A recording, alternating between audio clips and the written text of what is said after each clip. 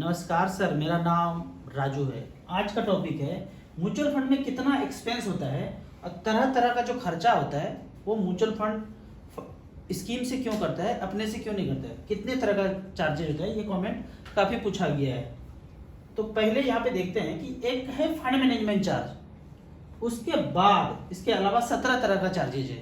वो चार्जेज कौन कौन सा है तो यहाँ मेंशन है। सबसे पहला है एडवाइजरी फी, जो फंड मैनेजमेंट चार्ज बोलते हैं वो है एडवाइजरी फी पहले। उसके बाद ये तरह तरह का चार्जेज है, marketing and selling expense, brokerage and transaction cost, registrar service and transfer of unit sold redeem, ये रजिस्ट्रार का कॉस्ट हो गया। Fee and expense of trustee, mutual fund में ट्रस्टी होता है उसका भी ये एक्सपेंस एक आ गया।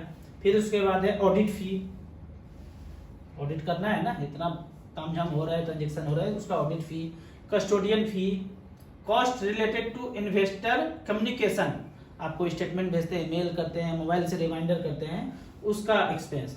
Cost of fund transfer from location to location, fund transfer करना है एक लोकेशन से दूसरी लोकेशन पे तो उसका cost. Cost of providing account statement and dividend का जो रिसिप्ट भेजते हैं, वारंट भेजते हैं, उसका कॉस्ट अलग है, कुरियर चार्ज अलग है। तो इस तरह से करके इंश्योरेंस प्रीमियम, अगर कुछ खत्म हो गया, कुछ हो गया तो एएमसी कुछ इंश्योरेंस लेके रखे होंगे, उसका इंश्योरेंस का प्रीमियम का चार्ज। वाइंडिंग अप कॉस्ट, कोई स्कीम खत्म हो गया तो उसको वाइंडिंग अप करने के लिए जो कॉस्ट आएगा, फ्रैंकलिन के केस में देखा तो वो सारा एक्सपेंस जो है स्कीम से ही आएगा। तो इस तरह का इतना तरह का एक्सपेंस है, ये सारे एक्सपेंस यहाँ पे मेंशन हो गए। लेकिन ये जितना एक्सपेंस है तो आप कहेंगे कि इतना सारा एक्सपेंस तो सब में पैसा बहुत जाएगा। SEBI, security exchange board of India बोलते हैं ये सारे को मिला करके एक डब्बा में बंद कर दो और सब मिला के एक्सपेंस रेशियो उसको बोलेंगे। जितना तामझाम खर्चा है, जीरा मरीज धनिया गुंडी जितना चीज है सबको एक डब्बा में बंद करो और उसमें लेवल लगा दो, एक्सपेंस रेशियो उसको बोलेंगे। और वो कितना होता है यहाँ पे देख लेते हैं, कितना होता है। अगर मैं एसबीआई स्मॉल कैप का बात करूं तो यहाँ पे एक्सपेंस है 1.66, वो फंड मैनेजमेंट चार्ज 17-18 तरह का चार्ज, सबको डब्बा में बंद करो, डब्बा के ऊपर लिखो एक्सपेंस रेशियो 1.66। साल का खर्चा है, रोज का नहीं, महीना का नहीं, सप्ताह का नहीं, सालाना खर्चा है ये। अगर मैं निपॉन का बात करूं तो निपॉन इंडिया का एक्सपेंस रेशियो यहाँ पे दिया है 1.58। अगर एसबीआई का देखा तो कितना था 1.66। इसका एयूएम कितना है तो यहाँ पे एयूएम है 20,000 करोड़ और निपॉन का देखेंगे तो एयूएम है 34,000 करोड़। तो एक्सपेंस थोड़ा सा कम हुआ है, 1.66 से थोड़ा सा कम हुआ है। तो इसीलिए मैं बोलता हूँ जितना ज्यादा एयूएम होगा उसका एक्सपेंस रेशियो उतना कम होगा। तो तरह तरह का चार्जेज है, इससे कोई मतलब नहीं है, सब मिला के डब्बा में एक्सपेंस रेशियो 1.6, 1.7, इससे ज्यादा नहीं है। अगर इसके अलावा कोई खर्चा करना चाहता है, किसी को गोवा भेजना चाहते हैं, किसी को पिक्चर दिखाना चाहते हैं, पार्टी करना चाहते हैं, जो भी करना है वो एएमसी अपने खर्चे से करे। इस जो चार्जेज लिखा हुआ था उसके अलावा कुछ एक्स्ट्रा करना चाहता है तो एएमसी अपने खर्चे से करे। एएमसी अपने खर्चे से कौन सा करेगा, वो जो फंड मैनेजमेंट चार्ज जो पहला था उसमें तो जो प्रॉफिट आ रहा है वो अपने प्रॉफिट से करे, इन्वेस्टर के स्कीम से नहीं कर सकते हैं। अब यहाँ पे एक दूसरा टॉपिक है कि कोई 7% के रेट से पैसा इन्वेस्ट किया, सेफर सेफेस्ट जगह, कोई 10-12% से किया, और कोई म्यूचुअल फंड में small cap mid cap 15% return दिया और टारगेट है 1 करोड़ रुपया का।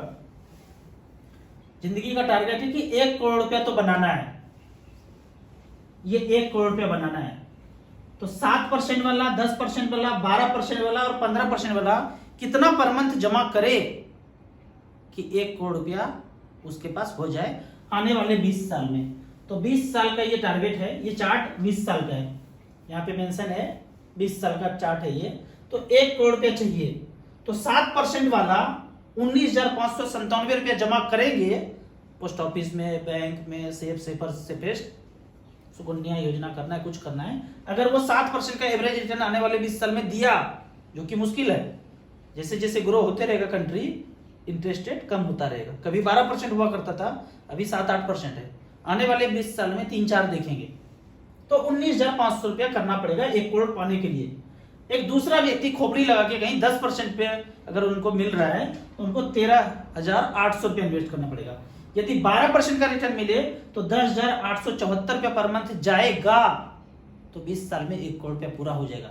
लेकिन मिड कैप स्मॉल कैप में ये 15% का कॉलम है, 7,537 रुपया जाए, जो कि मेरा गया पिछले 14-15 साल से, तो मुझे वो पैसा मिल गया। टारगेट कौन सा था? ये 1 करोड़ में मिल गया। तो एक व्यक्ति 19,000 दे रहा है और एक व्यक्ति 7,500 दे रहा है। हमारे पास 19,000 था ही नहीं, इतना इनकम ही नहीं था। हाँ, 7,000 रुपया था, 7,500 था, हम कर सकते थे। 30-35,000 रुपया सैलरी था तो हम इतना कर दिए। और खोपड़ी में एक टारगेट है, दूरदृष्टि, पक्का इरादा, 1 करोड़ रुपया पाना है। जमीन नहीं खरीदूंगा, प्लॉट नहीं खरीदूंगा, सोना चांदी, महंगा कपड़ा, महंगा मोबाइल कुछ नहीं खरीदूंगा। अब सब कुछ खरीदता हूं, आईफोन भी है, सबके पास है। अभी भी रेंट पे हूं, क्यों? क्योंकि वो जो टारगेट बनाया था, जब तक वो फाइनेंशियल फ्रीडम नहीं मिल गया तब तक हम बड़ा चीज नहीं खरीदे। और वो फाइनेंशियल फ्रीडम, ये पहला 1 करोड़ म्यूचुअल फंड में बन गया। हम सबके बीच जो एक बीमारी है कि पैसा हुआ नहीं, क्योंकि कॉर्नर वाला प्लॉट देखना शुरू कर दिए। अगर ऐसा नहीं करते, 10 जगह 15 जगह प्लॉट फ्लैट नहीं खरीदते और बुल्लू चिप ले लेते अगर म्यूचुअल फंड में, और प्लॉट के बदले बुल्लू चिप में अगर पैसा लगाते और ज्यादा पैसा है, 50 लाख रुपया है आपके पास और फ्लैट में कहीं इन्वेस्ट किए हैं। ये जो वीडियो देख रहे हैं काफी लोग दुखी हो जाते हैं कि 10 साल पहले, 15 साल पहले 50 लाख, 40 लाख, 30 लाख का फ्लैट खरीदा था और आज कौड़ी के भाव में कोई लेने के लिए तैयार नहीं। तो फंड का नाम है आईसीसी बुल्लू चिप। 50 लाख रुपया 10 साल पहले इन्वेस्ट किया था, 2013 में जमा किया था। Blue chip large cap, mid cap, multi cap, ज्यादा रिस्क वाला नहीं बताया। Blue chip top 100 large cap company में लगाया 50 लाख, तो उसके पैसे का वैल्यू है 2 करोड़ 19 लाख रुपया, 15.96% का रिटर्न दिया है।